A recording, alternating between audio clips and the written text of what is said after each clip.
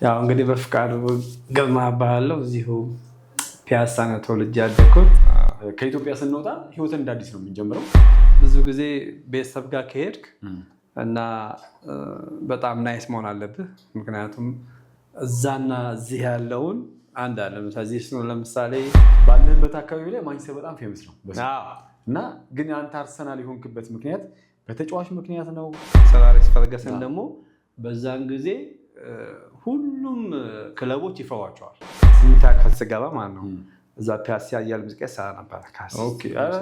ልጅ ሆኜ ነው ከመኪና ትራፊክ ፖሊስ ያስቆም ማለት ነው። ከመኪና መውረድ አትችልም። እዚህ ሀገር ወርደህ ትራፊክ ፖሊስ ታናጋለህ፣ እዛ አትችልም። ከወረድክ ለሌላ ትኬት ነው። ከፈለገም ደግሞ ለህይወት የሰጋ ሁሉ በሽጉጥ ሊመታ ይችላል። በዛ ላይ ደግሞ የማንቸስተር ማሊያ ተሸለማያቸዋለሁ ስክሪን ላይ ተሸለም ያለው እሱ የአርሰናል ደጋፊ ነው። እሱ ታደለ ሮባ ቤቲ በዛ ጊዜ ለምሳሌ እንደ ሲጋራ ማጨስ ታጨስ በቃ የሆነ ነገር ስታረግ ሴቶቹ ራሳቸው ክሎዝ ይሆነዋል። ስታይልም ነው የእርድና መገለጫ ነበር። በዛ ይወሰድ ነበር። አዎ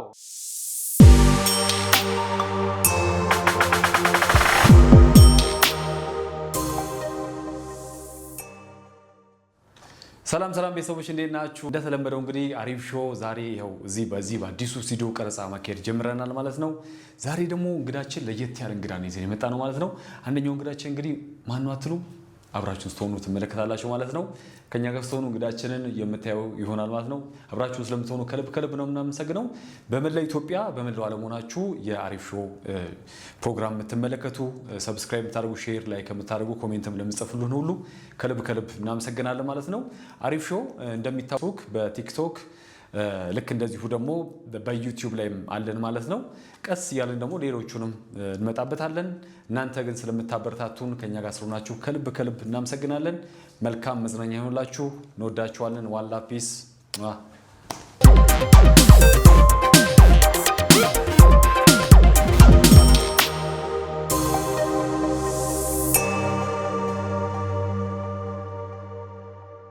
ሰላም እንዴት ናችሁ? የተከበራችሁ ኢትዮጵያውያን በመላው ኢትዮጵያ በመላው ዓለም ያላችሁ እንዴት ናችሁ? አሪፍ ሾው ተጀመረ። ዛሬ ደግሞ ለየት ብለን መተናል። መቼስ ያው ፍቄን ስታዩት እንዴት ነው ይሄ ነገር ብሩክ አሰልጣኝ ይዞ መጣ ምናምን እንዳትሉ። እንደሚታወቀው ይኸውላችሁ በደንብ ነው የምነግራችሁ።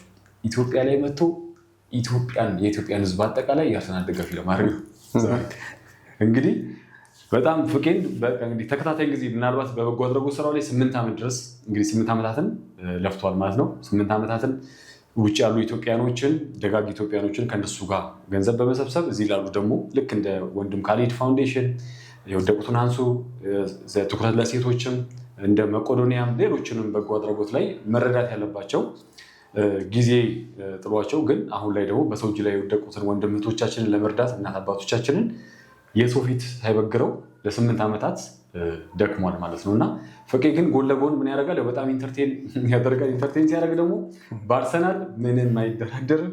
የአርሰናል ደጋፊዎች በኢትዮጵያ እንዲበዙ እኔ እንደውም ከቬንገር ነው ወይ የተሰጠ ይሄ ነገር ኃላፊነት ወይ እንዴት ነው የሚለው እስኪ ወደ በኋላ አብረን ስንቆይ የምናየው ነው የሚሆነው። ግን ፍቄ እንግዳችን ስለሆንክ በጣም ደስ ብሎናል። እንኳን ደህና መጣ። እንኳን ደህና ቆያችን። በጣም ደስ ያለን። እስኪ ፍቄ ራሱን የተወሰነ ያስተዋውቅልና እኛ ደግሞ ወደ ራሳችን እንመልሳለን ማለት ነው። ያው እንግዲህ በፍቃዱ ግርማ እባላለሁ። እዚሁ ፒያሳ ነው ተወልጄ ያደግኩት። ኤሌመንተሪ ደጃች በላይ ዘለቀ ናዚ ስኩል በላይ ነው። እዛ ነው ተወልጄ ያደግኩት። ሃይ ስኩል ኤሌመንተሪ ዛ የተማርኩት። ሃይ ስኩል ደግሞ ከፍተኛ ሰው ፈረንሳይ ለጋሲዮን ይባላል። እዛ የጨረስኩት። ከዛ ሃይ ስኩል እንደጨረስኩ ያው ወደ ሀገር አሜሪካ ሄድኩ ማለት በፈረንጆች 1996 ወይም በሀበሻ 87 አካባቢ። ኧረ እባክህ ረጅም ጊዜ እኮ አስባችኋል? ረጅም ጊዜ ነው እና ረጅም ጊዜ ነው፣ በጣም ረጅም ጊዜ ነው። እንዲሁም ፈረንሳይ ሲል እኮ ሮፍናን ባይዘፍነው ነው እዛ ከፍተኛ 12 ነው የሚባለው። ለእኔ ሚኒክ ቀረኝ ነበር፣ ግን እጣ ሲሆን ከፍተኛ 12 ሆነና እዛ ፈረንሳይ ለጋሲዮን ገባ። ይርቀን ነበር እና 12 ቁጥር ባሳለ በዛች እንመላለስ ነበር። ግን አሁን የምታስታውሰዋል አብሮ ከተማሩ ልጆች አሁን ትልቅ ሰው ከሆንክ በኋላ ያገኘው ሰው በኤሌመንታሪ ሊሆን ይችላል ሃይ ስኩል ላይ የምታስታውሰው የምታገኛቸው ሰዎች አሉ?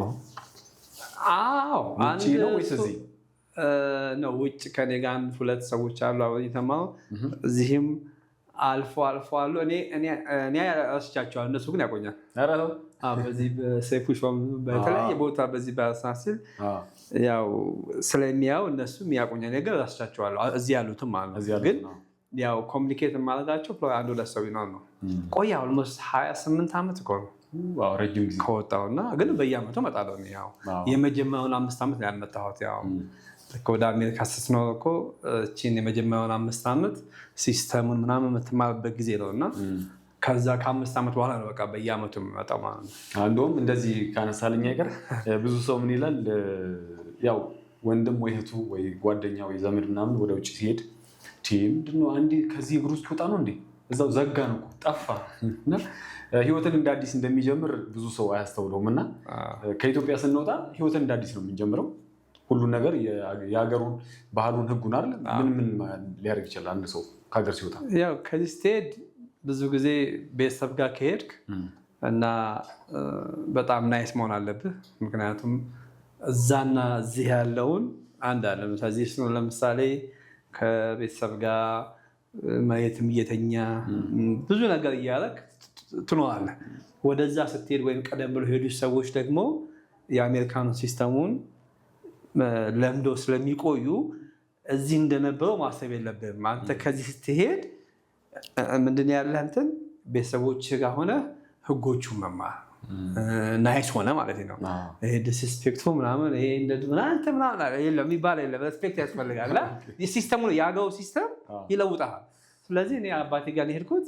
አባቴ እንዲያርግ ይልኛል እያልኩት፣ ምክንያቱም መስማቱ በኋላ ላይፍህን እንዳያበላሸው ይጠቅማል። ለምሳሌ ከመኪና ትራፊክ ፖሊስ ያስቆማል ነው። ከመኪና መውረድ አትችልም። ቀላል ምሳሌ እዚህ ሀገር ወርደህ ትራፊክ ፖሊስ ታናጋለህ፣ እዛ አትችልም። ከወረክ ለሌላ ትኬት ነው። ከፈለገም ደግሞ ለህይወት የሰጋ ሁሉ በሽጉጥ ሊመታ ይችላል። የምር ነው እንደዚህ እኮ እንደውም ታርጋ ሁሉ ፈቶ ራሱ ሹፌሩ ይሰዋል ይሁን ቀላል ምሳሌ እና እነዚህ ቤዚክ የሆኑ ህጎቹን ማወቅ አለበት። እና ቤተሰብ ጋር ስትሄድ ወይም በዲቪን በምንም ስትሄድ በተለይ የመጀመሪያው 2-3 ዓመት ከሚያኖር ሰው ጋር መስማማት መቻል አለ። ብዙዎቹ አይስማሙም። ግማ እንዳልኩ እዛም ተቀባዩም የራሱ የሆነ ፐርሰናል ችግር አለው። እንደገና አንተ ስትሄድ ደግሞ እዛ ሌላ ችግር ነው እና አንድ ሰውን መቀበል ቀላል አይደለም። በጣም ከባድ ነው። አዲስ ማንነት ነው የምንገነባው ከዜሮ ሁሉ ነገር እዚህ የነበረንን ትተን በቃ እዚህ ያለው ነገር ኤርፖርት ላይ ነው የምናስቀምጠው። አይገናኝም እንጂ ኤርፖርት ላይ ጥለን እንሄዳለን። እዛ ሌላ አዲስ ማንነት ነው። እሱንም ደግሞ አንተ ጥሩ ሰው ሆነ ህጎቹን ሊያስተምር ከሚችል ሰው ጋር ጥሩ ኮሚኒኬሽን መኖር አለብህ። ለምሳሌ እንዳልከው ከአባቴ ጋር ነው እንትን ያልኩት፣ ይሄ እንደዚህ ነው፣ ፖሊስ ሲመጣ እንዴት ማድረግ አለብህ። ለምሳሌ አክሲደንት መኪና ትጋጫለህ፣ ዝም ብለህ ተነስተህ መሄድ አትችልም። እንደዚህ ቤዚክ የሆኑ ህጎቹን ከቤተሰብ ወይም አብሮ እንትን ከሚለው ጋር መማርና ማወቅ አለብህ። አለበለዚያ ዋጋ ያስከፍልሃል። አንተ ዝም ብለህ በራስህ ወጥተህ እኖራለሁ ካልክ የሆነ ችግር ሊመጣብህ ይችላል እና ችግሩ ሲመጣ ዋጋ የሚያስከፍል ይሆናል። እና ከዚህ ሲሄዱ የሚወስዳቸውን ሰው እና ህጎቹን ቢያውቁ ጥሩ ነው።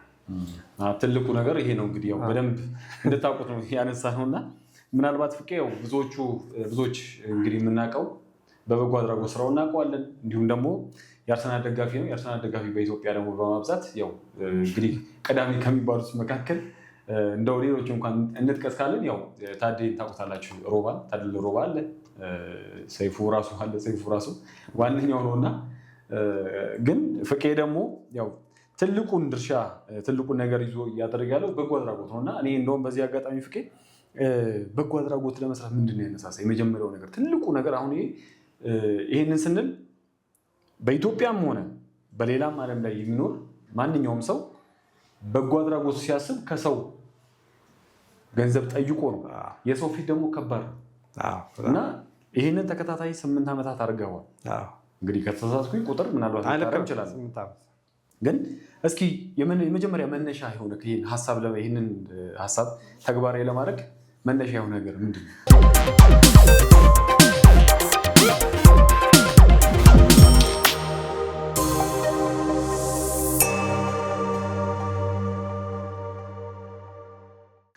ያ መጀመሪያ ነበር በ2016-17 ሲዝን ስካይ ስፖርት እና እነ ቢቢሲ እኔን ከሰሱኝ ለፌስቡክ ማለት ነው። እኔ የተከሰሱት ምንድነው ከዩቱባቸው ላይ ዳውንሎድ አደረግና ሃይላይት ፌስቡክ ላይ ፖስት አለ ማለት ነው። አሁን በኋላ ፌስቡክ እንትኖቹ እነ ቢቢሲ እና ስካይ ስፖርት እናንተ አዲስ ባመጣችሁ ቴክኖሎጂ እኛ እየተዘረፍን ነው ብለው አንተ ላመጡ ማለት ነው። ኮምፕሌንት ሲያደርጉ ማስጠንቀቂያ ሰጡኝ። ከዛ አሁን ስናስብ ዋትሳፕ ክሬት ማድረግ አስፈላጊ ሆነ። ምክንያቱም እዛ ላይ የምትፈልገውን ሰው ታስገባና ሃይላይት ዳውንሎድ እያደረግ እዛ እንትን ላይ ትለቀዋለህ ዋትሳፕ ግሩፕ ላይ። እዚህ ማንም አያየም። ማንም ይሄ አሁን እንዳልኩ እንደተከሰስኩ ምናምን እንትና ከዛ ፊት ግን አላቆም ስላቸው ዘጉብኝ። የኛ ሳር የሚል ፔጅ ነበር ፌስቡክ ማለት ነው። ከዛ በኋላ በ2017 አሁን ያለኝን ሁሉ ሳር የከፈትኩት ማለት ነው። እና ያን ከከፈትም በኋላ እዛ ዋትሳፕ ግሩፕ ላይ ሃይላይት መልቀቅ ጀመርን። ማንም ባዛር የሚያደርግ የለም። በቃ ሀበሻ ሰው ብቻ እየመጠን የምናስገባው በስልካቸው ማለት ነው። ከዛ እዛ ውስጥ ያሉ ሴቶች በዚህ ስብስብ ወደ 200 ምናምን ነበር።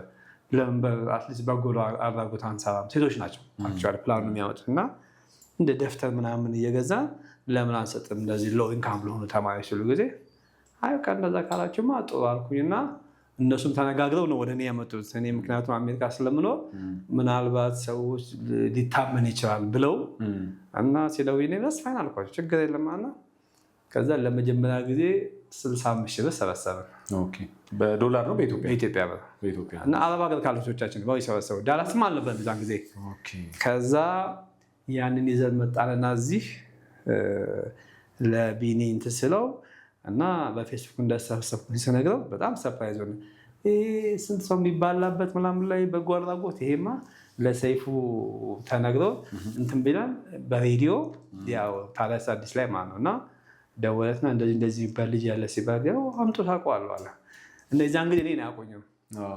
ፌስቡክ ነው በራሴ ስም ወይም በራሴ ፒክቸር አለ መጠቀም ነው። ዝም ብዬ በነህነይ ነበር። እና ብዙ ጊዜ ዜና የምሰራው ለምሳሌ በኢትዮጵያ አቆጣጠር በእናንተ ማታ ላይ 4 ሰዓት ሲሆን ትተኛላችሁ አለ። እኛ ጋር ምሳ ሰዓት 2 o'clock ነው። አሁን ከምሳ ሰዓት ጀምሮ እስከ ማታ እስክንተኛ ያለውን ዜና ሰርቼ ነው የማድረው። ጠዋት ስትነሱ እናንተ እኛ ደግሞ ወደ መኝታ እንሄዳለን ማለት ነው። እየተቀያየርን ማለት ነው። ስለዚህ እዛ ጋር ምሳ ዜናዎችን በሙሉ ሰርቼ ስለማድረግ እነሱ ያውታል ጠዋት ሲገቡ ማለት ነው። በዛ ይሄ ሰው ማነው ጸሐፊው ምናምን ማለት ጀመሩ። አያውቁኝማ። ፎቶን አሳየኝ፣ ዝም ምንም አላደረገም። በኋላ ሰይፉ ጋር እንትና ቢኒያም እንቅረብና ላናግረው አለ። አናገሩና እንደዛ አምጦ ሳውቀዋለሁ አለ እሱ ፔጁ እኔን እኮ ያገኘው። ከዛ ሴት ተዋወቅን። ሰለሞን ቦጋ ነበር። ስለዚህ እንትን መስቀል ፍላወር ነበር። እኔ እንደውም አላውቀው። ሰላም ህንፃ እንደተከፈተ ነው። ፕሮባብሊ 2 ሳምንት 3 ሳምንት ቢሆን ነው። እና እዛ ገባሁኝ። የመጀመሪያውን ኢንተርቪው ያደረኩ ማለት ነው። ከዛ ከሱ ጋር ሞር ተግባባን። ታደለው ደግሞ ሞር ቤስት ፍሬንድ፣ እነሱ ደግሞ ሁለቱ ደግሞ ቤስት ጓደኞች ናቸው። በጣም ቤስት ናቸው እነሱ። ስለዚህ በዛም እኔው እነሱ ቤስት ፍሬንድ ነው። እና ከዛ እነዛ አረብ ሀገር የሰሩት ልጆች ወደ ሀገራቸው ገቡ ማለት ነው። ሲገቡ ይሄን እርዳታ ምን ላድርገው ኦልሬዲ እንትን አለኝና ከዛ ዳላስ ሱቆች ያሏቸው አሉና አቦጊዳ ግሮሰ ፀሐይ መስፍን ኢንሹራንስ የምትባለች እና እንዴት ነው እንደዚህ ነገር አለና ለምን ይመስላችሁ አሳቸው ጊዜ ምን ችግር አልቃነስ በጎ አድራጎት አለ አሉ። እሺ አሉ። 1-3 ሱቆች ነበር ሱቆች አሁን በዛን ጊዜ ማለትና 125,000 ብር ሰበሰበና በሁለተኛ እና የዛን ጊዜ ለኩላሊት ህመምተኞች ነው የሰጠነው። አቶ አሁን እንኳን አልፏል አቶ ሰለሞን ነበር። እና እሱን እንትን ብለን እዚህ 125,000 ብር ሰብስበን ማነው የሚባል ዘውዲቱ ሆስፒታል ናቸው። ከዛ ኢቲቪ ዘገበልን፣ ኢዚያ ዘገበልን እና ያንን ደግሞ ይዤ ሄድኩ እና እነሱም አዩት። እንግዲህ የለመደ መጣ ማለት ነው። ከዛ በሶስተኛው የሰራሁት ለክበበ ፀሐይ ነበር። ክበበ ፀሐይ እና ወደ 250,000 ብር ነበር የሰበሰቡት። እንግዲህ አሁን ያው ሱቆቹም እየጨመሩ ከፍ እያለ እና አሁን እዛ ክበበ ፀሐይ ደግሞ የገጠመን ችግር ምንድነው? ገንዘቡን እንትን ስንላቸው ካሜራ እንዲቀርጽ አይፈልጉም። እኔ ደግሞ አትሊስት ሰው እንዲያምነኝ የሰጠውን ሰው እንዲያይለት ገንዘቡ እንዳልተብላ ለማሳወቅ እነሱ ፈቃደኞች አሉ። ሁለተኛም በኋላም ስንሰማ በገቨርንመንት ባጀት የወጣለት ድርጅት ነው። መለመንም አልነበረበትም። እና በኋላ እነሱም እኛ ከእንትን ስንል ሙጭጭ ስንልባቸው ጊዜ በቃ ገንዘቡን አንፈልገው ማለት ነው። ከዛ እኔ ፌስቡክ ላይ ብዙ ተከተለኝ አወጣሁና እንደዚህ ነው እና ይሄ ገንዘብ ለማይሰጥ ብዬ እንትን አልኳቸው። እነዛ ላይ ብዙ ችግር ገጠማቸው። ምክንያቱም መጀመሪያ መለመን አልነበረበትም። ድርጅቱ ደግሞ ከኢቢኤስ ገብተው ፈቃድ ወስደው ነው የጻፉት። ውይይት ነው የሰራቸው ዜናውን እና ውይይትን ጠየቋት። ውይይት አደረገው ጠየቃት ጊዜ እኛ ፈቃድ ይዘን የገባ ነው ዝም ብለን መግባት አንችልም ድርጅት ውስጥ አሉ።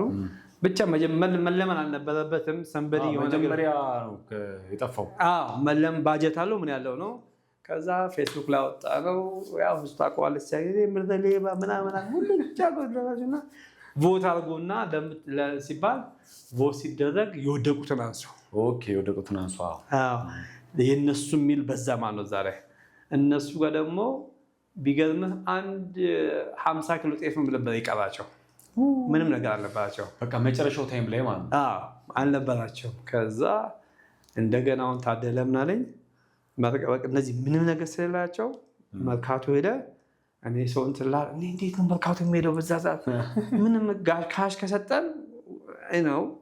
ከዛ ይልቅ እንደዚህ እናደርጋለን። እሺ አልኩት። መርካቶ ሄጄ ቀኑ ሙሉ ነው የፈጀው በአይሱዚ ወደ 20 ምናምን 27-6 ዓመት አካባቢ ነው።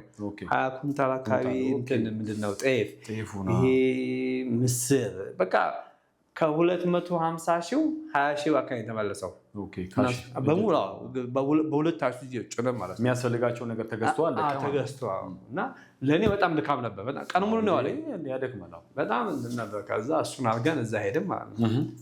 እዛ ሄድን በቃ ደስ አላቸው። እነሱም አባቶችን መረቁን። ከዛ ሰይፉ ላይ ተቀረጽኩ የመጀመሪያ ማለት ነው። እና ያናዩ ዛሬ ቀረ በቃ በጣም ደስ አላቸው። እሳቸውን ብዙ ችግር አይተዋል። እነዚህ የወደቁትን ይሰበሰቡ ሲሉ ከዛ እሱን ጨርሰን ያው ሰይፉ ላይ የተቀረጸው ሰዎች ሲያዩ ይበልጥ ከፍ እያለ እያደገ መጣ። በጣም አሪፍ ነው። በደረቁ ያስኩ እንደውም ከዛ ለአራተኛ የሰራ ነው ለትኩረት ለሴቶች ለህፃናት ነው። ሲስተር አሳየች እሷ ጋር ምትመሳያ ናቸው። ለእሷም 550 ሺህ ብር 600 ሺህ ብር ሰበሰብ ኢትዮጵያ ማለት ነው። ከዛ እሱን አስረከብን። አምስተኛው የሚያሳዝነው እስካሁን ብዙ ቦታ ከሰራው የእነሱ የሰባ ደረጃ ያሉት ካንሰር የእነሱ ነው።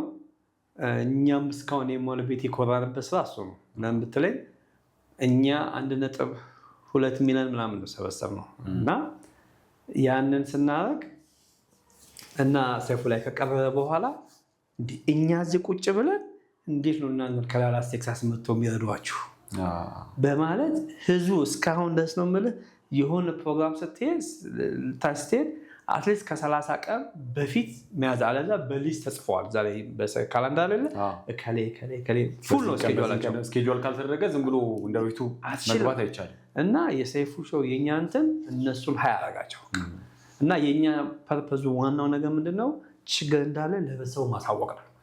አንዳንድ ሰዎች አሜሪካ፣ አውሮፓ ብዙ የሚኖሩ ሰዎች አለ በግላቸው መተው ይረዳሉ። እኛ አንደኛው ፐርፐዝ ነው። ከዛ የኛ 1.2 ሚሊዮን እንደዛ ከሰጠን በኋላ እንደገና ደግሞ ዲሲ ያሉ ሰዎች ደግሞ $40,000 70 ሰው ከእንትኑ መኪና ገዙላቸው። ትልቅ ነገር ነው። ተመልከት እንግዲህ ይሄ እናንተ መንገድ ከፈታችሁላቸው። ከዛ ሌሎች ደግሞ ያው እንደዛ ሆነ። በቃ እነሱ በቃ እስካሁን ነው ቆምለና እንትና ወዛው ሳ በጣም ታመሰግን ሁሉ ጊዜ እኔም የልጄ ሙታም እዛን ሁሉ ጊዜ ማለው እና ልጆቹ ፔንፉል ነው መሰለህ ከሌሎቹ ተለዩት። እዚህ ጋር እንደዚህ ያበጠ ነው እና በልጅነት እድሜያቸው የኛ ልጆች ኳስ ምናምን ጌም ምናምን ሲሉ እነዚህ ኪሞ ሲገው በጣም ያማል እና እስከዛ ከሰራሁትም ይሄኛው በጣም ነው የሚያመው።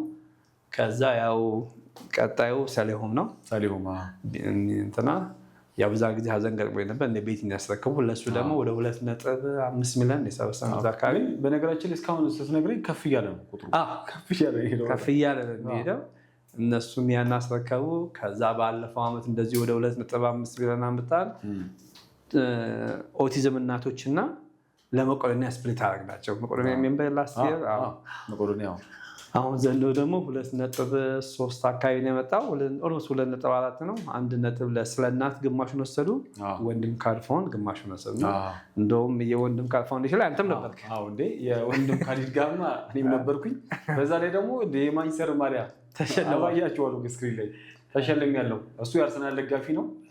እሱ ታደለ ሮባ፣ ቤቲ እንደውም ሶል የቡናማው እያስፈራራ ነው እንጂ ታዴ ቤቲ የማንቼ ልጅ ምናምን ያለ ነበር።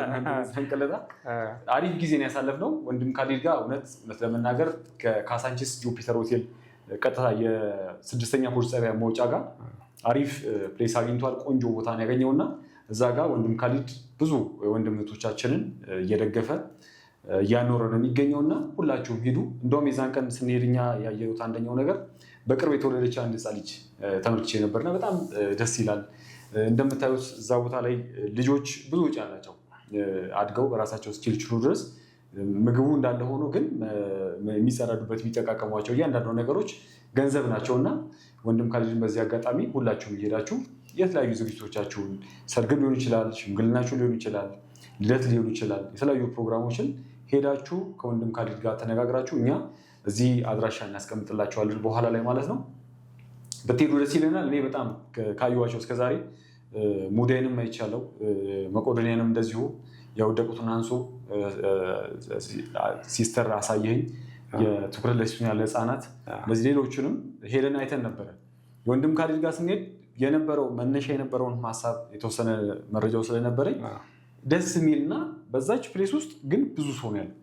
በዛ ላይ ደግሞ ከሌሎቹ የተለየ ነገር የሚያደርገው ይሄ ወንድም ካሊድ ፋውንዴሽን ማለት ነው ልጆችን ከጎዳና ቢያመጣቸውም ሰልጥነው ተምረው ጤናቸውን ጠብቀው ስራ እንዲሰሩ የተለያዩ ቦታዎች ላይ ስራ ሰርተው ራሳቸውን እንዲችሉ ለሌሎችም እንዲተርፉ የማድረግ ቁጭ ብሎ መርዳት አይደለም ያለው እና ይሄ በጣም ደስ የሚል ነገር ነው። ወንድም ካሊድ ላይ እንመለስበታለን። እስኪ አሁን በጎ አድራጎት ላይ በጣም 8 ዓመት በጣም ሰፊ ነው። እስካሁን ድረስ እንግዲህ ገንዘቦችን በማቴሪያልም በምናምን እየተደረገ ነው ያለውና እንደው አንተ በግልህ ወይም እንደው ከነታዴ ጋር ቤቲም ጋር ቤቲ ስንል የታደለ ሮባ ባለቤት ነች ነገራችን ላይ የምታስቡት አለ እዚህ ለማቋቋም ፋውንዴሽን በኢትዮጵያ ላይ በስማችሁ ማስቀመጥ የምትፈልጉት ነገር አለ? እስካሁን የመጣበት መንገድ 8 ዓመት ነው። 8 ዓመት ብዙ አንድ ልጅ አድርጎ አሁን ባለንበት ሲስተም 3ኛ ክፍል 2ኛ ክፍል ይገባል እና ለወደፊት የታሰበ ነገር አለ ለማቋቋም ያሰባችሁት? ይባላል ግን እንዳልኩ ካለኝ አኳያ ካለኝ ስራ ጫና አኳያ ልጆች አሉ፣ ስራ አለ፣ ትምህርት አለ እና እንደዛ ታስቧል። ግን እስቲ እያልን በፕሮሰስ ላይ ነው ያለው። ግን አልጀመርኩም እስካሁን እንደዛ እንትኑ ለመክፈት። እዛም ሀገር እንደዚህ ይላሉ እንዳልኩ ህዝቡ አሁን የገንዘብ ሰበስብ ወደ የአበሻ ሱቆች አሉ እና ወደ 11 የሚሆኑ አሉ። እዛ ጋር ሳንቲም ማስቀመጥ ያስቀምጣለሁ። ፌስቡክ ላይ እያየሁ ነው በነገራችን ተከታተል ነበርና የተለያዩ ቦክሶች ይቀመጣሉ እና እዛ ላይ ሰው የፈለገውን 1 ብርም 5 ብርም 20 ዶላር ይቻለሁ እንደ ፍላጎቱ ከሁሉ ማያስገባ አታውቅም። ኢትዮጵያዊ ናቸው እና እንደዛ እያደረኩ ነው። 11ዱም ሱቅና እዛ መሄድ የማይፈልግ ሰው ካለ ደግሞ እንደዚህ ማሊያ ደግሞ ሌሎች እንደ ኳስ ደጋፊዎች የማንቸስተር ካያቸው ፌስቡክ ላይ እነሱ ለምሳሌ $100 ይሰጡኛል፣ ያን ከላይ ሰጥቶኛል ብዬ ፌስቡክ ላይ ጽፈዋለሁ። እነዚህ 11 ሱቆች ጋር ልክ ወደ ኢትዮጵያ ልመጣ ላይ 3 ሳምንት ሲቀረኝ እንተሳሰባል ያለውን ይሳሰባል እና ይነግሩኛል ከከሌ ሱቅ ይሄን ያህል ገንዘብ እጅ ያለው ብዬ ፖስቷል ፌስቡክ ላይ። ስለዚህ እያንዳንዱ የምሰበሰባቸው ምንምናቸው በሙሉ ፌስቡክ ላይ ይጻፋል። ሰው ራሱ ኢንካሙን ምን ያንሰበሰበ እዛው ላይ ያውቀዋል። እኔ ግዴታ ማሳወቅ የለብኝም፣ መደመር ብቻ ነው። በግልጽ ሶሻል ሚዲያው ላይ ክፍት ስለሆነ እዛ ላይ ፖስት ተዋለው ምን ዋለው እና ይሄኝ ከዛ አሁን ላኛው ላይሰንስ ምናምን ትንሽ እንትን አለው ግን ሌጋል ስለምንሰራ ምንም ያን ያህል ችግር የለውም እና የሰውኖች የምንሰበሰው በዚህ መልኩ ነው እና ድርጅት ወይም እንትን ለመክፈት ትንሽ ፕላን ነበረ፣ ግን እስካሁን ምንም የገፋንበት ነገር የለም። እዛም ሆነ እዚህም ማለት ነው እና ሀሳቡ አለ ግን እንትን አልተባለም። እንዳልኩ እኔም በዚህ በስራ እንትን ላለው ታዴም እዚህ ቢዚ ናቸው እና እስካሁን በስም ለመክፈት አሁን በልጄም እንደውም ብዙ ሰው ይለኛል ግን ቆይ ማስታወሻም ስለሚሆን ያው ስራ ከመቃብር በላይ ከፈር ለሚለው ማስታወሻም ነው የሚሆነውና እንደዚህ አይነት ነገሮች ቢደረግ ሶፋ የሚባለው ያው ዳላስ ነዋሪዎች ናቸው የሚያዋጡት 90%። ስለዚህ የምለው ፌስቡክ ላይ የዳላስ ነዋሪዎች እና ስፖርት አርሰናል ደጋፊ ማንቼም ብዬ እንትን እለዋለሁ። ግን በብዛት የሚሳተፉት ኳስ የማያውቁ ዝም ብለው ሰው መርዳት የሚፈልጉ እና አንዳንዴ ደግሞ በብዛት በውጭ ያለው ችግር ምንድነው መሰለህ? ሰው የመርዳት ፍላጎት የመርዳት ችግር የለበትም፣ ግን ያ ለተባለበት ዓላማ ይውላል ወይ ነው። ተግባር ይፈልጋል፣ በሆነ ነገር ማሳየት አለበት። ስለዚህ እኛ ይህን ሀገር ሴፉ ሾው ላይ ሁለቱንም የምንሰበስብላቸውን ሰዎች ጠርተን እዛው ላይ ይረከባሉ። ከዛ በኋላ እንሰራበታለን ማለት ነው። እኔ ሳልመጣ እዛ ውጭ ያሉ ሰዎች አሉ። ለዚህ 8 ዓመት የቆየው ምክንያቱም ምንም ችግር እንዲህ ነው የማለው ነገር ሁሉ ነገር ስለሚደሙ ሁሉ ነገር እዛ ስላለ እኔ ሳልመጣ ሰዎቹ ያውቁታል እዛ እና ያው ችግር የለውም ለማለት 8 ዓመት የቆየ በዚህ ነው። ግን ይሄ የድርጅት የመክፈት የሚሉትን ነገር ያው በአይምሯችን ላይ ያለ ግን እስካሁን አልገፋንበትም።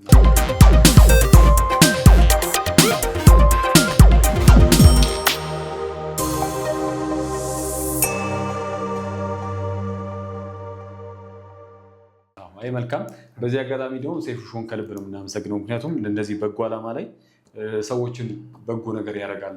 ካያችሁት ሾው ከመጀመሩ በፊት በተለያዩ ሁኔታ ላይ ሆነው ግን ሕክምና የሚፈልጉ እርዳታ የሚፈልጉ ወገኖቻችንን ሰፖርት እንዲደረጉ ቅድሚያ ነው እንግዲህ ይህን ሲሰራ እና እኔ በዚህ አጋጣሚ በጣም ነው የሚመቸኝና ሴፏችን እድሜ ከጤና ጋር ጨምሮ ይስጥ ነው የምንለው። ይሄኛውንም ሀሳብ ተቀብሎ ለህዝቡ ማጋራቱ ትልቅ ነገር ነው የሚፈጥረው። አሁን ምናልባት አሁን እኛ የእናንተን ቲም እናንተን በማየት አሁን እንደዚህ እየተደረገ ነው ልል ይሆናል። ከእናንተ መነሻ ወስደው ሌላ በጎ ነገር ደግሞ የሚሰሩ ሰዎች ይኖራሉ። አሪያ ነው የምትሆኑት እና ይሄ ትልቅ ነገር ነው። እስቲ ወደ ወጣትነት እንመለስና ሃይስኩል ላይ ነበረ ቆይታ እንዴት ነው? እስኪ እዚህ ከፍተኛ 12 ነበረ። በዛን ጊዜ ያው ኳስ እንጫወታለን። ኳስ ላይ ምንድን ነው አጥቂ ነህ ተከላካይ ምን አንተ? እኔ በመከላከል እጫወታለሁ፣ ግን ዛዜ ሴም ታይም ግን እንደ ወጣትነቴ ያለ ምክንያቱም በ8ኛ ክፍል ስገባ ማለት ነው እዛ ፒያሳ እያለ ሙዚቃ ሰራ ነበር። ልጅ ሆኜ ነው የጀመርኩት እና እዛ ብዙም ለዚህ ነው ወደ ኳሱ ብዙም እንትናለን።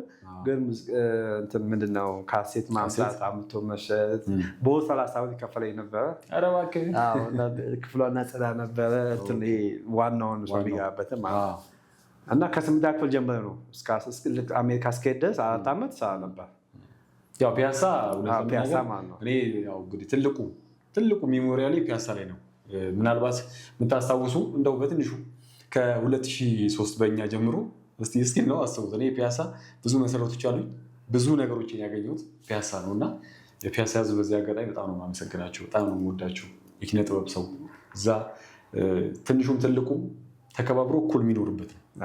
ምንም ልዩነት የለም። በጣም ረሃ ይሆናል ማህበረሰብ ነው ፒያሳ ላይ እና ያው አሁን ላይ ባለው የተለያየ ቦታ ላይ ሁሉም ተበትኗል እና ግን ደግሞ ያሳለፍኩ አይረሳም። ብዙ ነገሮች አሉ። እኛ ሰፈር ነዋሪ ነን። እንዳልኩ ከ87 በፊት ያለውን ነው የማወራው እና ቅዳሜ መጣ ሲባል በተለይ ጠዋት በተከፋፍለን ብለን በጣም ቆንጆ ሴቶች ተዋውበው ወንዶችም ዘንጠው የሚገቡት ገበተንሳይ ኬክ ቤት አለ ታች እዚህ ጋር የልብስ ቄት አለ። ከዛ መኮንን ባለ ባቅላባ አለ። እዛ አክሮስ ስትሪት ሲኒማ ኢትዮጵያ አለ።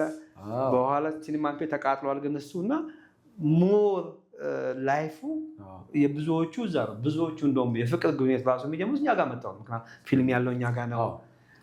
እንዳልኩ ሰው ሴት ስታደርግ ወይም ወደ ታች ወደ ክራዚዝ አለ፣ እዚህ ጋር ገበተንሳ አለ፣ እዚህ ጋር መኮንን ባል አለ እና ፒያሳ ልነግርህ አልችልም። በቃ በጣም ነው። አብዛኛው ሰው እዛ መጥቶ ትዝታውን ያላሳለፈ ሰው የለም ማለት እንትን ነው። በጣም ብዙ ሰው ሊመጣው እና የሚቃጠውትም እዛ እያለ ሙዚቃና ማህሙድ ጋር ነው። ማህሙድ ጋር በቃ በጣም እኔ ስቲል ነው ነጋሽ ማህሙድ በህይወት እያለ በህይወት ዘመን ለሰራቸው ነገሮች ምስጋና ቀርቧል እና ቦታው ራሱ መንገዱ ለሱ ቢሰየምለት የሚል ሀሳብ አንስቼ ነበር ታይም ላይ እና ምክንያቱም ሁላችንም ማህሙድ ጋር እንገናኝ ነው። ማህሙድ ጋር እና አያሌው ጋር ነው። አያሌው ጋር ሴንቲሜትሮች እኛ ግን ነው ታክሲዎች ራሳቸው አያሌው ጋር ፒያሳ ይላሉ እና ጥያቄ ስም ነበረ። ግን አሁን መጨረሻ ላይ በዚህ በመጣው ነገር እንትና ግን በጣም ብዙ ነገር ያሳለፍንበት ነው። ወደ ደቡብ ማለቂያ ስገባ ፊልም ቤት አለ፣ ስጋ ቤት አለ፣ ቪዲዮ ቤት አለ፣ ብዙ ነገር ሁሉ ማለት ከትንሽ እስከ ትልቅ አለ። ሰው የፈለገው ፒያሳ እውነት ነው። ከላይ ጀምህ ለምሳሌ ቬሮኒካ አለ፣ ከዛ ፒያሳ ሆቴል አለ፣ ጥቁር አንበሳ አለ፣ እንዲህ እያልክ ነው ወደታች የምትወደው። ከለምቦላ ከፈለክ እዛ አለ በእንትኑ ቦታ ጫት መቃኛ ከፈለግ ሻይ ቤት ገብተህ ትቀማለህ እና ያ ድሮ ያሳለፍንበት ነው። ግን ያው ነገሮች ሲቀየሩ አንዳንድ ጊዜ ያው መጽዳት አለብህ በሚባለው ነገር ጸድቶ አሁን አይቼዋለሁ። ያው እንግዲህ እስካሁን ቢውልግ እየሰሩ ነው፣ ግን ምን እንደሆነ አይታወቅም። ምን ሊሆን እንደሚችል እስኪ እናያለን፣ በሂደት እድሜ ከሰጠን እንመለከተዋለን። ግን ፒያሳ እውነት ነው። እኔም አሁን በደረስኩበት እንኳን እነ ፒዜሪያን ማንሳት እንችላለን። ኦመር ኪያም አለ።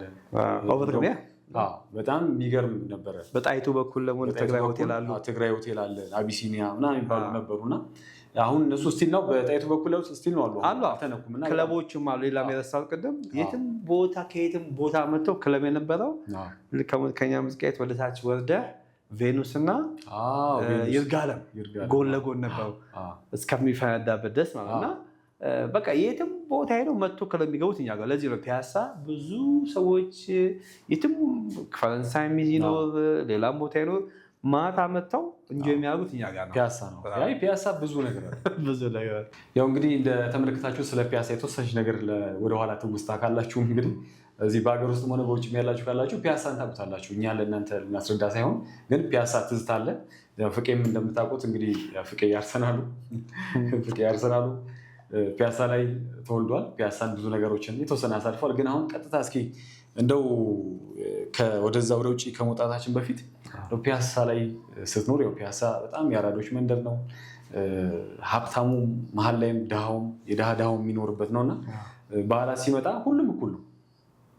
ሁሉም ፏ ብሎ የሚያሳልፈው እኔ እንኳን በደረስኩበት የማውቀውና እስኪ ለአንተም ጋር የተወሰነ ነገር የማነሳው እንደው የባለቤትን ፒያሳ ላይ በፊት ጓደኝነት የምታውቃት ነች? አይ አይደለችም። ባለቤቴን የማውቃት ከአሜሪካ እዛ ሄጄ ቤተሰብ ጥየቃ ስመጣ የተዋወቁ ነው። ኤርፖርት አዲስ አበባ ኤርፖርት እሷ ከዱባይ ስትመጣ እኔ ደግሞ እዚህ አዲስ አበባ መጥቼ ማለት ነው። በዛ የተዋወቁ ነው። ግን ከመሄደ በፊት ግን እንዳልኩ ወደ ፒያሳ በጣም ያንጌጅ ነው። ከ14 ዓመት እስከ 17 ዓመት እብድ የምትሆንበት ቦታ ነው። ሁሉም ነገር በእጅህ ነው። ብዙ ነገር ታውቃለህ። አዳም ለመባል ትምህርት ቤት አሁን ጓደኛ ለመያዝም በዛ ጊዜ አዳ ለመባል አሁን ትክክል አይደለም። ግን በዛ ጊዜ ለምሳሌ እንደ ሲጋራ ማጨስ ታጨስ በቃ የሆነ ነገር ስታደርግ ሴቶቹ ራሳቸው ክሎዝ ይሆነዋል። ስታይልም ነው የእርድና መገለጫ ነበር በዛ ጊዜ። እና አሁን ለምሳሌ አንድ ከትምህርት ቤት አሁን ለምሳሌ ሲኒማ ኢትዮጵያ ወይ ፊልም እንግባ ስል ደስ ነው የሚላቸው። ለምሳሌ ብዙ ሰዎች የዚህ አይነት ነገር እንትን ያሉ፣ ግን ሲኒማ ኢትዮጵያ ወይም ፊልም እሺ ብላ ካለችህ ያው የገርፍሬን የመሆኗ ነገር ፈቃደኛ ሆነች፣ ግልጽ ነው። ሲኒማ ኢትዮጵያ ወይ አምፒር የመጋበዝ እድሉ ከፍ ይላል ማለት ነው። አምፒር እንኳን እየተሰራ በዛን ጊዜ፣ ግን ሲኒማ እንትን አለ አምባሳደር ማለት ግን ሲኒማ ኢትዮጵያ ነው። ኢኮኖሚካል የሚሆን 1 ብር ነው። ስለዚህ አትጎዳም። 1 ብር ነው በዛን ጊዜ ነበር። 1 ብር ነው መግቢያ ነበር። ፎቅ ብር ከ50 ይላሉ። ከፍ ካለ ማለት ምድርና ፎቅ አለ። ሲኒማ ኢትዮጵያ እንደዛ ነው። ከላይ ፎቅ አለ፣ ከታች ግራውንድ ላይ ማለት። ዊኬንድ ሲሆን ደግሞ ትንሽ 1-2 ብር ነው። 2.50 ነው ሌላኛው። ቅዳሜና እሑድ ሲሆን ከፍ ይላል ማለት ነው። ከሰኞ እስከ ዓርብ ባለው ላይ ግን ታች 1 ብር ላይ ብር ከ50 ማለት እና እንደዛ እየተደረገ ነው። ከዛ ጓደኛ እዛ ከገባ በቃ ሴቶቹ ራሱ አራዳ የሆነ ወንድ ይወዳሉ። ጥያቄ ነው። በእኛ የኢትዮጵያ ፊልሞች ወይስ የህንድ ፊልሞች? ብዙ ጊዜ የህንድ ፊልም የፍቅር ነገር የምላላክበት ነው። ለምሳሌ ሚቱ ከአንዷ ጋር ቆንጆ ነው ካለ ያን ፎቶ ለክላታለህ እሷ ጓደኛ። ሰኔ 30 ሲሆን ደግሞ ላይክ አውቶግራፍ በይህን 50 ሳንቲም ነው። ሲኒማ ኢትዮጵያ 10 ሱቅ ነበረች እና 50 ሳንቲም ትገዛና፣ ምክንያቱም አትገናኝማ 2 ወር ሙሉ ስለሚዘጋ አንድ ድብ ባለ 50 ልክ አለ ወይ በቃ 25 ገጽ ሲሆን ብቻ በዛና ግጥም አለ በዛ ታሪክና ፎቶ እንትን ብለህ ያው የህንዶቹ ነው በቃ ይወድሻል እንደዚህ። እሷም ሴም ቲንግ አድርጋ ሰታስታለች። ተመሳሳይ ማለት ነው። ስለዚህ አሪፍ የወጣት ነገር ሁለቱ አትገናኝማ። ሁለቱ ሙሉ ሁሉም ሴቷን ቤተሰብ እኛ ወንዶቹ ከወጣና ሴቶቹ ግን በምን ይወጣሉ? አይወጡም። ምክንያት ተብሎ ይወጣል። እናንተ ለኳስም ለምንበት እነሱ መውጣት አይችሉም። እና እውነተኛ ፍቅር ምናምን የነበረበት ጊዜ ነው። የልብ ፍቅር ማለት ነው። ዝም ብሎ አለም። ሁለተኛ ደግሞ ፊልሙ ምንም ተጽዕኖ ያደርጋል። የፍቅር ፊልም ያለ ሴቶቹ ቁጭ ብሎ ሲያዩ ራሳቸውን ይስላሉ። በዛ ቦታ ላይ ሆነ በአክተሯ ቦታ ላይ ራሷን አስቀምጣ ታስቀምጥና ቦይፍሬንድ ካላት ያንን እንትን ትላለች። ለመያዝን ከፈለገች የዛ አይነት ሰው አለ ይኖራል አይሆንም። እና ብዙ በዛ 1987 አካባቢ ላይ ብዙ ሰዎች ፍቅር የህንድ ፊልም ነበር። በቃ የአበሻ ፊልም ብዙም አልነበረም፣ ግን የህንድ ፊልም ሞር ይታይ ነበር። እና ባለቤትን ፒያሳ ላይ ከምትወዳቸው የጋበዝከው ነገር አለ? ከተገናኛችሁ በኋላ ከተዋወቃችሁ በኋላ ፒያሳ ያው መኮንን ባር ፒያሳ ሆቴል ነው ስጃታለሁ። ሰፈሬ ነው ታሪክ ነው። ምክንያቱም ኢቭን እንዳልኩ መጥቼ መኪናዬን ሌላ ቦታ ፓርክ አድርጌ በእግሬ ዶሮ ማነቂያ እገባለሁ ሰው እንትን እንዳይል ብዬ እና እዛ ገብተህ አይተህ ቫይቡ አለ የለ አይተህ ዝም ብለህ በዚህ በበቀለ እስከ ዶሮ ማነቂያ አለበታች ወደ ሲኒማ አምፒር የሚያወጣ መንገድ አለ። በዛ ገዘም ቫይቡ አይተህ ትወጣለህ እና የለመድከው ቦታ እዛም ከዛም ስመጣ አሁንም ራሱ አልፎ አልፎ እንትን ያልፋል። ምን ፒያሳን አይቼ ምናምን አልፋለሁ። እንትን አለ አይልቅማ የሆነ ድባቡ ሱስ ያልቃው ታደር ራሱ ምን አለ በለዛ ትሄዳለህ። አሁን እኮ በሙሉ ወደ ቦሌ ይለኛል። አይደለም ዝም ብዬ አይቻት አልፋለሁ። እንደ ፒያሳ ነው ፒያሳ ነው። አሁን እስኪ አሁን ድረስ እኔ ፒያሳ ላይ ሁሉ ነገር ቢኖር ደስተኛ ነኝ።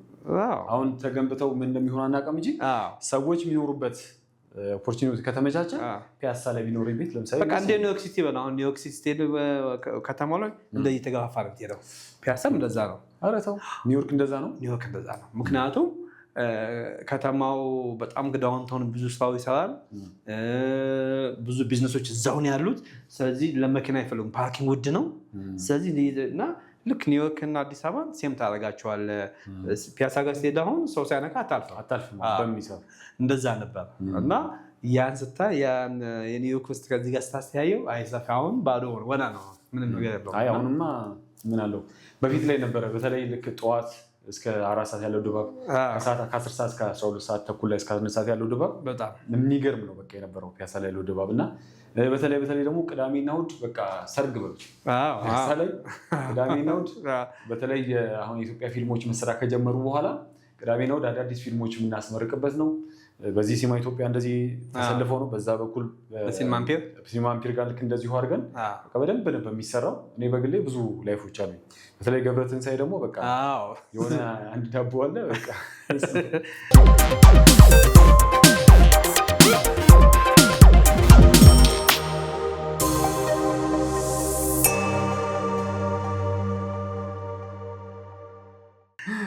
ብዙ ሰው በቃ እንዳልኩ ብዙ ሰው በእኛ እድሜ ያለ ሰው ያን ያውቀው ገበረትንሳኤን ከበያዚዝን በዚህኛው በኩል መኮንን ባል ወደ ክራይሞን ስቴት ደግሞ በላይ ተክሉን የማያውቅ ሰው የለም። እኛም ግን ደርሶብናል አይተነዋል። ስለዚህ እነዛ ቦታዎች አሁን በዚህ በእድሳት ባይኖሩም ግን እስቲ ከእድሳቱ በኋላ ደግሞ ምን እንደሚሆን እናያቸዋለን። አሁን በቅርቡ እንደውም በህይወት ያጣነው በበርካታ ፊልሞች እና ማስታወቂያዎች ላይ ሲሰራ የነበረው ነፃነት ወርቅነህ በህይወት ያረሰው ማለት እዛች ፒያሳ ላይ ሳባ ጁስ ቤት አለች እና ምናልባት ከጉተና ትንሽ ከፍ ብለን ብዙዎች ታውቁታላችሁ። እዛች ጋር ነፃነት ወርቅነህ እንደዚሁ እንትና አሌክስ ቀጭኑ፣ አስናቀ ግርማ ያው ጥርሰ ፍንጭቱ ማለት ወላቋ ሳይሆን ፍንጭቱ ብዙዎች እዛ ጋር ለአዳዲስ ልጆች ወደዛ ለምንመጣ ወደሚሆን ለምንገባ ብዙ ተሞክሮ ብዙ ላይፋቸውን የተለያዩ ነገሮችን ይሰጡን ነበር እና ስራዎችም ይጠነሳል እዛ ፒያሳ ላይ የፊልም ጥበብ ጉዳዮች አሉ። ለምሳሌ ኤፍሬም ስዩም እንደዚሁም ደግሞ እነ ደምሰው የተለያዩ መልእክቲ ምናምን የተለያዩ የኪነጥበብ ገጣሚያን እንዳለ አርቲስት እኮ እዛ ነው የሚለው እዛ ነበር ሁሉ ነገሩ ጥንስሱ ሁሉ ነገሩ ከነንዋይ በሙሉ ታንጎ ነበር ያሳትሙ የነበሩት ከኛ ሙዚቃ ታች ባለ ብላ እና በሙሉ አሁን አመልማል በሙሉ እዛ በታንጎ ሙዚቃ ቤት ነው ሁሉ ነገር። ያው አሁን ንዋይ 4-3ቱን ሲያወጣ እዛ ነው ያወጣው እና ፒያሳ ሌላ ሰዎች ለአርቲስቶችም ብዙ የመጡበት ሰዓት ነው። ከዛ እነ ሶል ኩኩ ጋር ወደ መርካቶ ደግሞ ኤሌክትራ ትሄዳለህ እንደ ሌሎቹ አርቲስቶች እና ፒያሳና መርካቶ ብዙ አርቲስቶች የወጡበት ከተለያየ ቦታ መጥተው ትልቅ ደረጃ የደረሱበት ቦታ ነው በደንብ እና ሁሉም ሰው ደግሞ አውቶሻን የሚያደርግበት ነው ፒያሳ። እኔ አሁን ለምሳሌ እኔ እንኳን በደረስኩበት ማስተርን አልረሳትም። ዘሩ ጽጌ የሚገርሙ ሰው ናቸው። በቃ ማስተር በቃ ከፊልምም ሆነ ከሙዚቃውም ሆነ ብዙ ነገሮችን ያደርጉ ነበር። ከዛ በኋላ እንደው መርካቶ ከሄድን ናሆም ሪከርድን እነ ዋሴን ምናምን በዛ ጊዜ በዚህ በነበሩ ጊዜ የማስታውሰው አምባሰል እና ኤሌክትራ ነው። ናሆም የዛን ጊዜ ነበር አላስታወስም። እኔ አሁን በቅርብ እንግኛ ከመጣን ባለው 2003 ላይ ናሆም አለ 2003 ባበሻ ማለት ነው ባበሻ አይ በዛ እኔ በነበርኩበት ጊዜ ግን ናሆም አላስታውስም። የማውቀው ትልቁ የሚባለው ታንጎ እነ ሶል ኩኩ እነ ጸጌ ያወጡበት እነ የሽመቤት ያወጡበት አምባሰል መርካቶ ጋር ያለው ነው አውቶቡስ ተራ አካባቢ እና ኤሌክትራ ከመጣሁ በኋላ በጣም ፌመስ ነው። እና አስቴር የሚያወጡበት ማለት ነው ፌመስ ነው። ኢትዮ ሙዚቃዎች በቃ እነዚህ ሙዚቃዎች ብዙ አርቲስቶች የሚያወጡበት እና አርቲስቶቹና ብዙ የፈለፈለ ፒያሳ ነው። ምክንያቱም ብዙ ቦታ አድርሷቸዋል። ማታ ማታ ናይት ክለብ ይሰራሉ። በጣም ብዙ ሰው ብዙ የተለወጠበት ነው እና በጣም ታሪክ አለው ፒያሳ። እንደ ታሪኳ አሁን ከታደሰን በኋላ እንደ ታሪኳ ውላ እንድታደር ከተደረገ በጣም ደስ ይለናል። ታሪኳን ብትመልሱልን በጣም ነው ደስተኛ የሚያደርገን። ምክንያቱም አዲስ ነገር የሚጠላ የለም። ማንም ሰው አዲስ ነገር አይጠላም። ግን ደግሞ ታሪክን የሚዘክር ቢሆን ሞር የበለጠ ነገሮችን ለሚመጣውን ትውልድ የተሻለ ነገር ያቀብላል ብዬ ተስፋ አደርጋለሁ እና አሪፍ ነው። ከፍቄ ጋር እንግዲህ አሪፍ ቆይታ እያደረግን ነው የምንገኘው። እንደምትመለከቱት አሪፍ ሾው ላይ ትገኛላችሁ ማለት ነው። አብራችሁን ስለምትሆኑ ከኛ ጋር ስለሆናችሁ ከልብ ነው የምናመሰግነው። ፍቄ እስቲ አሁን ቀጥታ ወደ አሜሪካ እንሄዳለን እና ቀጥታ አሜሪካን የገባኸው እስኪ እንደው በውጭ ሀገር ላይ ግን ህይወት መመስረት እንዴት ነው? ይቀላል? ቀላል ነው ትዳር መመስረት? እዚህ አስተዳደግ ይወስነዋል። እዚህ ለምሳሌ እዚህ በነበርኩ ጊዜ ብዙ ችግሮችን አይቻለሁ። እዚህ ከመሄድ በፊት ማለት ነው እና እንዳልኩ ከ8ኛ ክፍል ጀምሮ ስራ ነበር አያሌው ጋር ቤት ከማጽዳት ጀምሮ ካሴት ከማምጣት መርካቶ ሄደ ምናምን ያው እና ሰምሳ የተወሰነ ፓርቲዎች ችግሩን አውቀዋል። አትሊስት 60% ምናምን ታውቀዋለህ ችግሩ እና አሜሪካ ሄደ ደግሞ እዚህ ችግርን ካወቀው እዛ ሄደ የምበላሸት ነገሩ ሬር ነው። ኦልሬዲ ችግሩን አውቀዋል። እየሰራህ በራስህ ፕሮሰስ አድርገህ መምጣት አይቼዋለሁ። ከዛ በኋላ ሄጄ ራሴን መለወጥ እንጂ የምፈልገው ተመልሼ እዚህ የነበርኩበት ህይወት መኖር አልፈልግም እና የመጀመሪያው እንዳልኩ የመጀመሪያው 3-4 ዓመት ቤተሰብ ጋር ነበርኩኝ። ያ ህጎቹን ምናምኖቹን የአሜሪካ ሲስተም ይባላል። ብዙ ጊዜ 3-4 ዓመት ሲሆን ሲስተሙን ካወቀው ከዛ በኋላ የራስን መኖር ትጀምራለህ። ለምሳሌ እኔ እንዳልኩ አባቴ ጋር 2 ዓመት ተቀምጫለሁ። ከዛ በኋላ ከጓደኛው ሆኜ ከሩሜ ጋር ትወጣለህ። ያ ማለት ሼር ታደርጋለህ ማለት ነው። ሬንቱ በእኛ ጊዜ እንኳን ርካሽ ነበር። አሁን ነው ጊዜ አንድ ቤዶ 400 ብር ነው እና $200 የሚደርስብህ ሁለት ከሆናችሁ $200 ይከፈላል ማለት ነው። አሁን ላይስ ምን ያህል አሁን ማውዝ ነው? ከዛ ሚኒመም ፔይመንት ይባላል። ኦኬ በሰዓት የሚከፈል 4 ብር ከ75 ሳንቲም ነበር ይከፈለኝ ያለው 4 ብር ከ75 በዛ በዶላር ማለት በሰዓት ማለት በሰዓት 8 ሰዓት ከሰዓት ተመልከተው። ይሄንን ማባዛት ነው። ዩዥያሊ $200 ምናምን ሰዓት በሳምንት ማለት ኦቨርታይም ሳሰራ ማለት ነው። ኦቨርታይም ሳሰራ እሺ። እና እንደዛ እያደረግን ለሁለት እና ለምሳሌ በወር 800 ብታገኝ አንድ ስራ እየሰራ ነው ማለት አፓርትመንቷን ስፕሌስ ስታረጋት 600 ትቀራለች። ውሃ ምናምን ቤንዚን ምናምን መኪና ብቻ እስከ 400 ብር ታገኛለህ ከውጭ ቀሪ ማለት ነው። ግን እንደዚህ ሲሆን አይበቃህም። ወደዚህ ቤተሰብ ለመዳት ሌላ ሁለተኛ ደግሞ ስራ አስጀምራለህ እና ብዙ ሰው አሜሪካ ነገር አሁን እዚህ መጥቶ የምታየው አብዛኛው 2 ሰዓት ሰርቶ ራሱን ለመለወጥ ብዙ ትግል ያደረገ ነው። ዝም ብሎ ከመሬት ተነስቶ ነው ገንዘብ የሚልከው። ብዙ ዋጋ ከፍሎ 16 ሰዓት ሰርቶ ነው እና የመጀመሪያው 2-3-4 ዓመት እንዳልኩ ሲስተሙን የመልመድ ህጎቹን የማወቅ አሁን ለምሳሌ ትራምፕ በአሁኑ ጊዜ ለምሳሌ ከ15 ዓመት በፊት ጠጥተህ የተገኘ ከሆነ አሁን ዲፖርት ይደረግ እያለ ዲፖርት እያደረገ ነው። ከ15 ዓመት በፊት ጠጥተህ የነበረው ሬከርድ ላይ ያለ ግሪን ካርድ ሆልደር ሆኖ ነው። ግሪን ካርድ ሆልደር ነው። አሁን ይህን እያደረገ ነው። እሱ ሲጀምር ግን ያለው ለመንግስት ምንድነው ኢሌጋል ክሪሚናሎችን ነበር ብሎ የነበረው። በኋላ ዳኮ ዲዩ ብቻ ያለም ሰርቀህ ለምሳሌ በሆነ ነገር ከተገኘ ግሪን ካርድ ግን ምለ ግሪን ካርድ ሆልደር ነው ከተገኘ ከአሳም በፊትና ሬከርድ ካለብህ ወይ ሲያድሱ ምን ሲሉ ዲፖርት ያደርጓል። አሁን በትራምፕ ማለት ነው። እና ይህን ነው ቅድም ያልኩ የሲስተሙን ህግ ማወቅ አለብህ። የሆነ ነገር ካለብህ በሆነ ጊዜ የሆነ ነገር አፌክት ያደርጋል ብለህ አሁን ይኸው አፌክት ያደርጋል። ትንሽ የምትባል ህግ የለችም ማለት ነው። ነገ ዞራ የሆነ አሁን ሪፐብሊካኖቹ ሰው መቀነስ ስለሚፈልጉ ይህን ሲስተም ያመጡት እና ወደ በኋላ ቼክ እያደረጉ ምን እያሉ ግማሾቹ በማጨበር ነው እንዳልኩ የሆነ ነገር ካለብህ እንዳልኩ በማሪዋንም በምንም ብቻ ከያዙ በዲሞክራታውን ስልጣን እያለ እንደዛ የለም። ስንት ዓመት የሆኑ 28 ዓመት እንዲህ ያለ ነገር የለም። ይሄ ግን ነጭ ፖፑሌሽን ቀነሰ የሚል ነገር አላቸው እና የሌላ ዜጋ የበላይነት እየበዛ መጣና የኛ አንሷል፣ ስራ አጥነቱም የኛ እየበዛ ነው የሚል ሀሳብ ተነስቷል። አይቻልም። ስለዚህ እነዚህን ኢሌጋል ክራይሞቹን አሁን ኢሌጋል የሆኑ ክራይሞችን ማንም ሰው አይጠላም።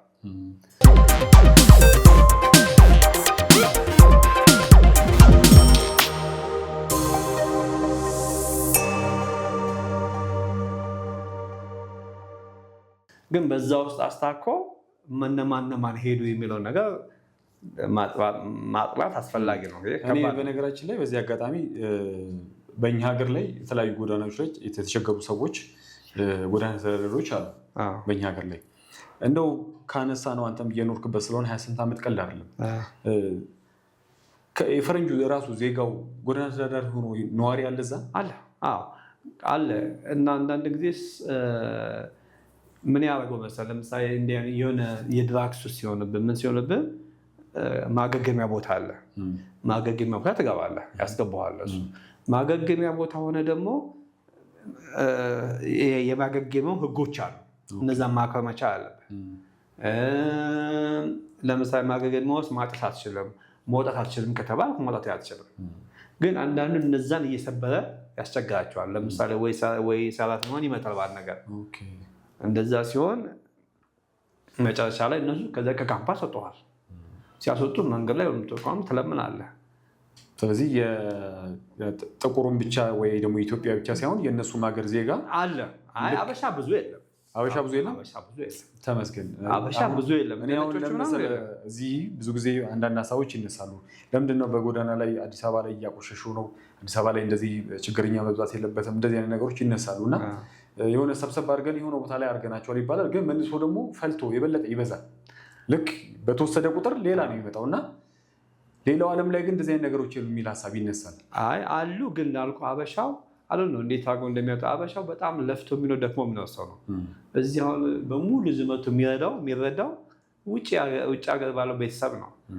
አንድ ከሆንክ እዚህ ቤተሰብ ካሉ መርዳታ አይቀርም፣ ግዴታም ነው። ስለዚህ በእንደዛ ነው እና ብዙ ጊዜ የምበላሽ በፐርሰንት ነው የማወራው። ለሰይ እንደው የተለያየ ሰው 90% ሀበሻ ሰርቶ ለፍቶ የሚደክም ሰው ነው። በቃ ወገቡ እንትን ብሎ ሁለት ስራ እየሰራ ሴቶቹም ጭምር ነው፣ ወንድ ብቻ ነው። ሴቶቹም እንደዛው ሁለት ስራ ይሰሩ። ሁለት ስራ ከማግባታቸው በፊት በተለይ ሁለት ስራ ይሰራሉ። አንዳንድ ጊዜ አግብተውም ደግሞ ስኬጁል ካላቸው ከባላቸው ጋር ወይ ልጆቹ ያደጉ ከሆኑ 8 ሰዓት 10 ሰዓት ይሰራሉ እና ማንን ቀልዶ አለም እዚህ ገንዘብ የሚልከው በጣም ብዙ ዋጋ እየከፈሉ ነው። እንደውም ቅድም ስናነሳ እዚህ ኢትዮጵያ ላይ ቢያንስ 8 ሰዓት ወይ 8 ሰዓት በላይ የሚያመተኛ የሚል ሀሳብ አንስተን ነበርና ግን ደግሞ ፋይናንስ እዚህም እኮ ከ8 ሰዓት የተሰራ 16 ሰዓት መስራት ይቻላል እኮ ለመናገር ግን ሲስተም ይፈልጋል ነው። ሲስተም ይፈልጋል ግን ሰርተህ የሚከፈል የገንዘብ አፎርድ ማድረግ ይሄ የምትገዛቸውን ሸምታቸው አንዳንድ ነገሮችን ስለማይሸፈን ሁሉም ሰው ምን ይፈልጋል? አሜሪካን ጨምሮ የተለያዩ አውሮፓ ሀገራት ላይ አረብ ሀገራት ሄዱ ሰርቶ ወደ ሀገሩ ገንዘብ ይዞ መምጣት የሚፈልግ ሰው አለ። እንደዚህ አይነት ነገሮች ብዙ ጊዜ አሉ እና ሲስተም ግን ቢኖረው እዚህም አሁን 16 ሰዓት የመስራት እድሉ ሁሉም ሰው 8 ሰዓት ከዛ ሌላ ቦታ እንደዚሁ መስራት እድሉ ቢኖረው ቢያንስ እዚህ ተለማምዶት ሲወጣ ግራ አይልም። ገባ ያለው ቢያንስ አንደኛው ሲስተም ይሄ ይመስለኛል። ውጭ ላይ ስትወጣ እንዳልኩ ነው ራስን መለወጥ ስለምትፈልግ ወጣት ከሆንኩ እንዳልኩ ያስተዳድግህ ትልቅ ወሳኝ ነው። በተለይ እዚህ ሀገር ስታድግ አስተዳደግህ እንዴት ነው? በጣም የሀብታም ልጅ ከሆንክ ችግሩን አታውቀውም። ስለዚህ እዛ ሄደህ ልትበላሽ ትችላለህ። በጣም ደግሞ ሎም ሆነ ደግሞ ብዙ ጊዜ እንዳልኩ ከምናያቸው ሰዎች ላይ ችግሩን አውቆ የሚሄድ ሰው ብዙ ጊዜ የመበላሸት እንትኑ ሬር ነው። እዚሁ ወዲያ ያውቀዋል የት እንደነበረ ተመልሶ ወደዚህ መመለስ አይፈልግም። ስለዚህ ራሱ መለስ ያለክ እንዳልኩ 2 ስራ ምናምን ለብዙ ዓመት የሚሰራ ሰው አለ እና ከዛ በኋላ የምትፈልጋቸው ነገር ካደረክ በኋላ ወደ ትዳር ልጆች ወደ ማፍራት ደግሞ ወደዚያ ትመጣለህ። ያ ደግሞ ራሱ የቻለ ሌላ ነገር ነው። ልጆች ሲመጡ ደግሞ ልጆች በስራ ማድረግ አለባቸው። የልጆች ብዙ የሚፈልጉን ነገር አለ። እናቶች ብዙ ጊዜ ልጆቻቸው ላይ እንትን ይላሉ። ባል ደግሞ ብዙ ሰዓት ይሰራል። እንዲህ አይነት ነገር ወደዚህ ደግሞ ስትመጣ ደግሞ ሌላ ህይወት ነው። 18 ዓመት ከሞላው በኋላ ቤተሰብ አይመለከተው የሚባለው እውነት ነው። በውጭ ፌዴራል ህጉ ይላል፣ ግን ማንም ያን የሚከተል ሎንጋስ የቤተሰቡን ህግ አበሻ ላይ እንዲህ ነገር የለም። ግን ነጮች ላይም ቢሆን አንዲሲፕሊን ነጮች ልጆች አሉ። አንዳንድ ጊዜ ለምሳሌ አሁን ህጉ 18 ዓመት ሲል ቤተሰብን አክብረህ እስከኖርክ ድረስ ነጮች ቢሆን ማንም አያባርርም። ግን አንዳንድ ጊዜ ሚድል ክላስ ሆነ ቤተሰብ የሚሳደብ ለእናት ለአባት ክብር የለው ሰው ከሆነ ጥቁሮች ነጮቹ 18 ዓመት ሲሞላቸው ያስወጣቸዋል። ከቤት ውጡ ይባላል። በቃ 18 ዓመት ሲሞላ ሻንጣውን ውጭ የሚጠብቀው ካለበት። ግን አንዲሲፕሊን የሆኑትን ነው እኮ ስርዓት ከጎደለው የቤት ህግ ማያከብር። የአበሻ ልጅ ግን እንደዚህ የአበሻ በጣም ደክመው የሚያሳድጉ አሁን ልክ ልጆች የሚበላሹት ብዙ ጊዜ ወይም ዋጋ የምከፍለው ከ14 ዓመት እስከ 17 ዓመት ነው። እዛች ላይ ትልቅ ሳር የሚሰራው ከፈለገ መቶ አልበላም ይላል ተቆጥቶ። የታባክ ነው ብለህ ብትለው ወይ ሊወጣ ይችላል ወይ ደግሞ ደውሎ ሊከስ ይችላል። ደውሎቻቸው ማይሆኑስ ነገር ይገባል እሱ። ስለዚህ ምንድነው የምታደርገው? አንተ ልክ እንደ ልጅ ሆነህ እንደ ጓደኛ ሆነህ ትይዘዋለህ። ጓደኛ እንደዚህ ነው ለስ እንዴ አብረን ሻይ እንጠጣ ምናምን አለ ጓደኛ። ለምሳሌ አይደብቅህማ የሚሆነው ነገር አንድ ባንድ ይነግርሃል። ፍሬንድ ስታደርገው ለዚህ ነው ግልፍተኞች ናቸው ቲኔጀር የሚባለው ለዚህ አለ። ያንን እንትናቸውን ለመቀነስ ጓደኛ ታደርጋቸዋለህ። ሲቆጣ ማለት አትቆጣ ምን ለምን ትቆጣለህ ምናምን ብለህ አንተ እንደውም እንደ ልጅ ሆነህ እኮ ነው ብለህ እሱ አለ ልጅ ለምን ወደሱ ቀርበህ እሱን ለማሳደግ ብዙ ዋጋ ከፍለሃል። አንድ ልጅ ለማሳደግ አሜሪካ ውስጥ በጣም ከባድ ነው እና ጓደኛ አድርገኸው እንደ ፍሬንድ ልክ እናንተ እንደምነው እንደዛ አድርገን የምንይዘው ልክ 18 ዓመት ሲሞላቸው የግሪ ምርቀታቸው ቀን ወይም የግራጁዌሽናቸው ቀን ስለ እናትና ስለ አባታቸው ሲናገሩ ያሳዝኑሃል። ሞኞች ናቸው ደግሞ ወንዶቹ በጣም ሞኞች ናቸው። እኛ እዚህ ሀገር የአሜሪካ ኖርሚው በጣም ሞኞች ናቸው እና እዛ ቆመው ፖዲየም ላይ ግራጁዌሽኑ ላይ ይናገራሉ። እናቴ እንደዚህ አድርገኝ አባቴ እንደዚህ አድርጎልኝና ያውቃሉ። ልክ ለዚህ ነው የምልህ አሁን ከ14 እስከ 14 ዓመታቸው አንተ ኃይለኛ ሆነ መያዝ አትችልም የምልህ ለዚህ ነው። በዘዴ ጓደኛ ነው እንዲያልፉ ታደርጋቸው። ካለፈ በኋላ ግን ራሱ የጉርምስና ወቅት ናት። አቺ ጉርምስና ስለሆነ አሁን ዘው ምናምን አንተ የማይናገራል የሆነ ሲመጣ ዘው በል ትለዋለህ። አሁን ያ እንዳይሆን አንተ ካም ዳውን ታደርጋቸዋለህ ማለት በዘዴ ማለት ነው። በዘዴ ይቺን ካለፉ በኋላ ግን አይበላሽም። 18 ዓመት ከሆነው የሚበላሸው በጣም ሬር ነው። በጣም ብዙዎቹ ትምህርታቸውን ቸርችም ደግሞ አለ ቤተክርስቲያን አለ እኛ ጋር ቤተክርስቲያኖች የሚያስተምራሉ። በነገራችን ላይ እሱን ላነሳለን ነበር። እዚህ አሁን ሰንበት ትምህርት ቤት ምናምን በዛ እናልፋለን በተለያዩ ሁኔታዎች ላይ ይደረጋል እና የጉርምስናው ነው የወጣትነታችንን እንዲገባን ይደረጋል። በውጭ ላይ ግን የምትኖሩ ኢትዮጵያኖች አንዳንድ ቦታዎች ላይ እናያለን። በፌስቡክ ምናምን ቤተክርስቲያን ይመሰረታል፣ ተዋቶ ይገዛል፣ መሬት ቤተክርስቲያን ይሰራል ይደረጋል እና እዛ ያለው ድባብ እንዴት ነው?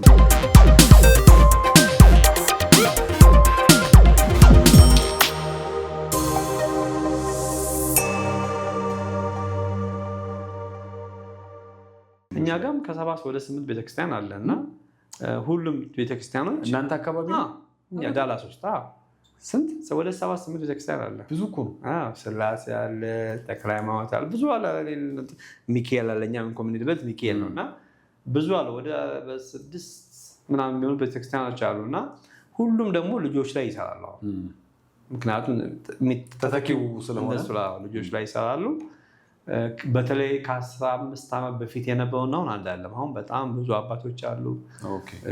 ሰንበት ትምህርት ቤት አለ፣ ፍራይዴ እና ሳተርዴይ ተቀይሯል ማለት ነው እና ያም ሄልፕ ያደርጋል ማለት ነው። እና ዊኬንድ ሲሆን ትምህርት አላቸው፣ እሑድ ከቅዳሴ በኋላ ትምህርት ይሰጣቸዋል እና እንደዛ እያደረጉ ባህላቸውን ወጋቸውን እንዳይረሱ ቸርቹም ትልቅ አስተዋጽኦ እያደረገ ነው። እሱም አንድ እንትን ነው። የአማርኛስ ነገር እንዴት ነው? አማርኛ ነገር አሁን ክላስ የለም አይደል? ትምህርቱ እንዳለ በእንግሊዝኛ ነው ሁሉ መሰለኝ የሚሰጠው። ትምህርት ቤት ላይ እንደዛ ነው። ግን ትምህርት ቤት አሁን ራሱ አንዳንድ ጊዜ ምናልባት ወላጆቻቸው ላይገባቸው ይቻላል በሚል ነገር በጉግል እያስተረጉሙ ለወላጆች ለእኛ ይልካሉ በአማርኛ እና ትምህርት ቤት እንግሊዝ ነው። ቤት አሁን እናቴም የባለቤቴ እናት አሉ። እሳቸው አማርኛ ያወራቸዋል። እነሱም ከትላልቅ ሰዎች ጋር ሲሆኑ አማርኛ ያወራሉ። ከኛ ጋር ሲሆን ግን እንግሊዝኛ ያወራሉ።